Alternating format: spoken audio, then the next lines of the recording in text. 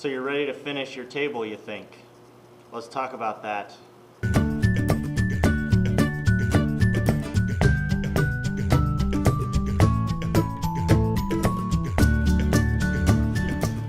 Alright, so when you go into the finish room and you're ready to finish your project, there's a couple things you need to do to your table before you take it in there. First, you have to have all of the pencil lines sanded off of it. If there's pencil on it, it's not going away after you stain it or lacquer it. It's going to be worse for you. So make sure all the pencil lines are gone. Make sure everything is sanded the way you want it. The next thing you need to do is you need to sand the edges of your project, okay? So anywhere that there's a hard edge on your project, you need to get a piece of sandpaper and you're just going to sand the edges to make sure it's nice and soft on the edges. If it's too hard on the edges when you lacquer it or stain it, the lacquer and stain won't stick. The lacquer specifically won't stick to a hard corner, so you got to kind of soften the edges. It's not a lot of sanding, it's like you're drying dishes, all right? You're just going to kind of take a nice light sandpaper and just kind of sand the edges of it. All right, next, you need to decide whether you're going to stain your project first or you're just going to lacquer your project. If you're going to stain it, you're actually changing the color of the wood. So this is alder, and it has been stained to look like walnut so that it's darker, it's a different color. Staining is optional. Lacquering, everyone has to do. The staining will change the color of your project. I have a couple of different colors of stain, but I'm not that into staining, and it's not something I buy a lot of. So if you find the color you want, that's fine. My best advice for you to find the kind of stain that you want, don't ask me what's in it, because a lot of the cans have been mixed up and mixed around and dumped together. And so the colors on the can are not necessarily what's in the can. And so get some scrap pieces, all right, of whatever kind of wood you're using, and a rag, and do a couple of test stains on a couple of projects to see what you like. What they look like when they go on is not always what they look like when they're dry. All right, so if you put it on and it's wet and it's like, ooh, that really looks dark and I like it, but then you come back a couple minutes later, a couple hours later, and it's dried, it's not as dark as it was. It'll be lighter for some of them. All right, some of them get darker the longer they're on. So you got to kind of stain it, give it a minute, and decide whether or not it's what you like. All right, the stains are in the cabinet. All right, the rags are in this cabinet. All right, you'll need, when you go to stain, this is an example of messed up, okay? It's an entire sleeve of a shirt. All right, this is a shirt that somebody used the corner of to stain with. I like that they only used the corner of it, but I don't like that it's still attached to the shirt.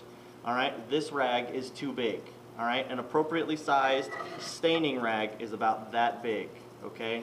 A little bit bigger than your hand if you have big hands. All right? And so you need to get some scissors from me, and you need to cut the shirt into a rag. All right, once you have a rag that's the appropriate size, get all the little extra junk off. All right, once you have a rag that's the appropriate size, you're going to fold it.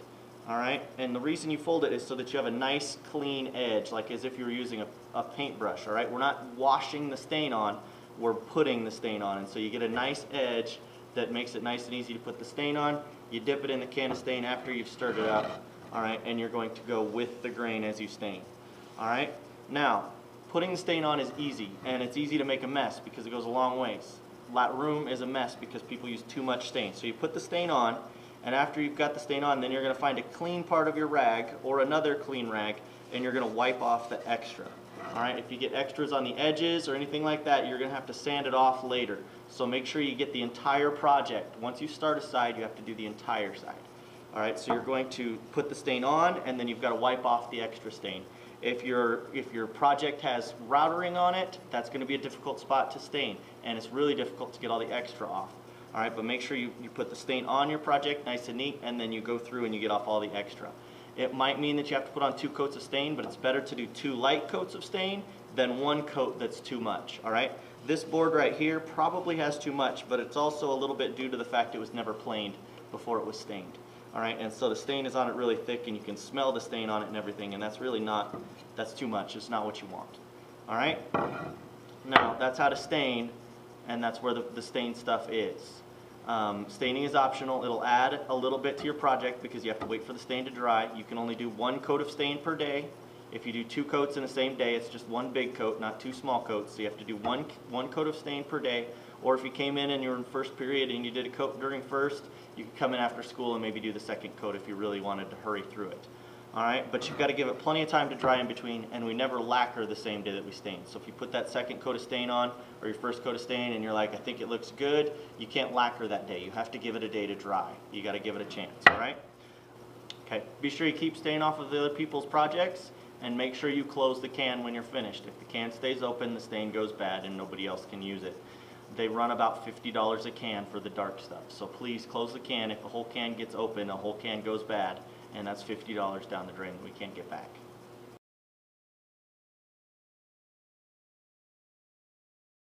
This is our lacquer sprayer.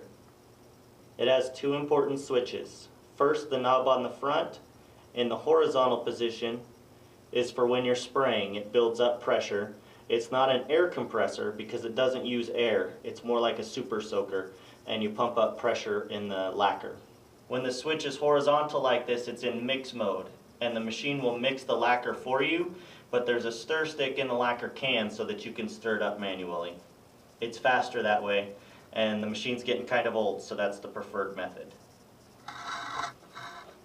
The last switch is here on the top, and it's the on-off switch. If you have it in the horizontal or the mix position on the front and it's not on, check to see if it's plugged in and check to see if it's turned on. This is the sprayer. Alright, it has a handle for the spraying, and the red part is where the lacquer comes out. Alright, inside of the sprayer there's the sprayer nozzle, which can be clogged, and if it is clogged, then you need to take it out so that you can clean it out.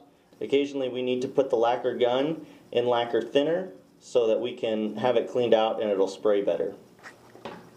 Once you get your project in here and you're ready to spray it, I recommend you have both parts when you spray so that you can get it all done at once. Put your table up on the rotating table and put your top on a chair or a stool next to it. And I recommend that you spray the back or the bottom of your top first, because it's easier that way, and if you mess up because it's your first time, it's less noticeable and easier to fix. Alright, save the legs for last, do the back of your top, do the front of your top, and then move on to the legs because they're more difficult to spray. Alright, so you got your project set up and you're ready to lacquer it, but you need to know how to use the lacquer gun. Alright, so the lacquer is going to come out this end. If we need to, we can turn this sprayer nozzle around backwards and forwards, and we can pull it out to clean it out, okay? This part right here, if you look in there and you can't see a circle, then this is clogged up and you need to get a tool or a screw or something and clean it out a little bit. When it's clogged up, that's when we need to put it in the lacquer thinner. So let me know if you see that. Right now it kind of needs to go in the lacquer thinner. Alright, and then the spray nozzle has two spray settings. You can have it pointing, whichever way this arrow is pointing is the way you want it to spray. Alright, so when we put this back in the gun, we want that pointing away from us because that's where we're spraying. Alright, the reason you can turn it while it's inside there is in case it's full, you can turn it so that it'll clear itself out. Alright, when you're spraying your project, you want to clean that out because it'll drip on your project. Alright, when you're spraying your project, you want to keep the gun 8 to 10 inches away from the project.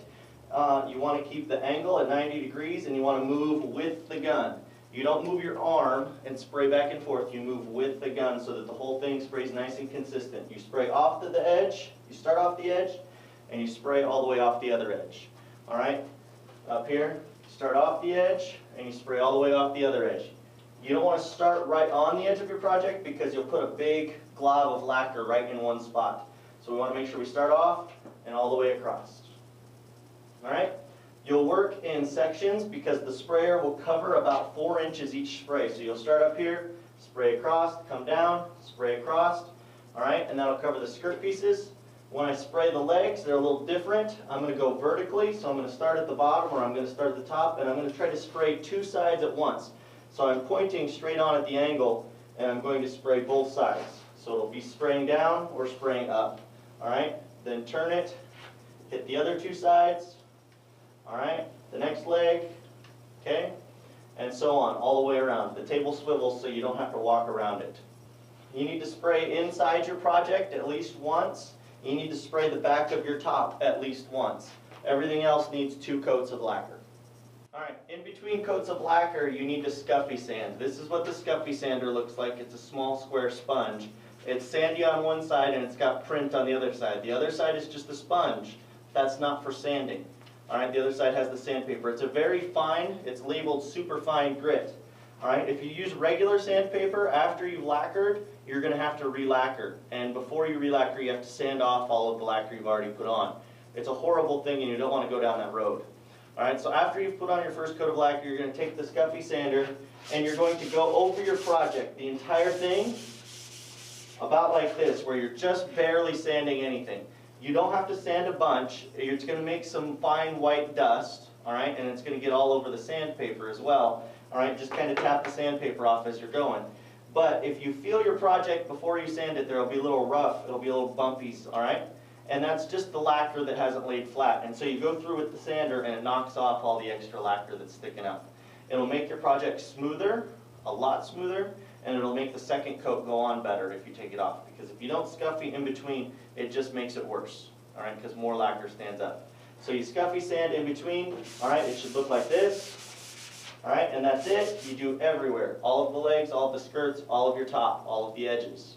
All right, and it just knocks off the edges. You want to wait about 10 minutes before you do the scuffy sanding. Make sure it's dry to the touch. After you've scuffy sanded, you can wipe your project off again or air compressor your project off again and then put on your second coat of lacquer. After the second coat, if it's on smooth and it looks good, you'll be finished. If you need a third coat, you'll have to scuffy in between and put on a third coat.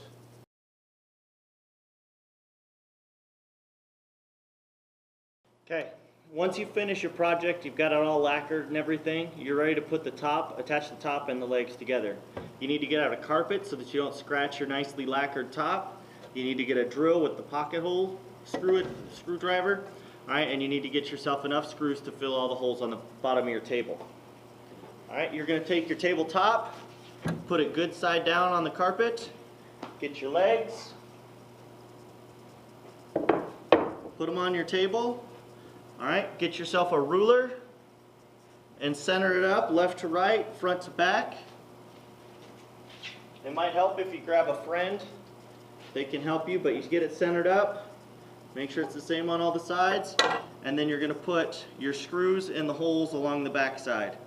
Be careful with the screws. If you've sanded your top or planed your top super thin, less than 3/4, there's a chance that the screws will go all the way through.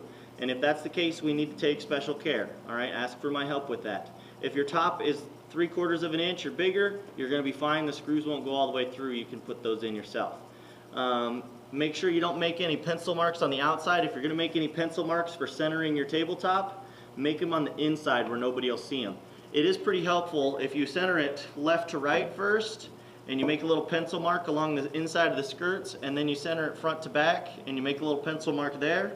Then it's easier because every now and then when you're moving it around, it'll go sideways or crooked, and so that makes it easier to get it back to where you want it.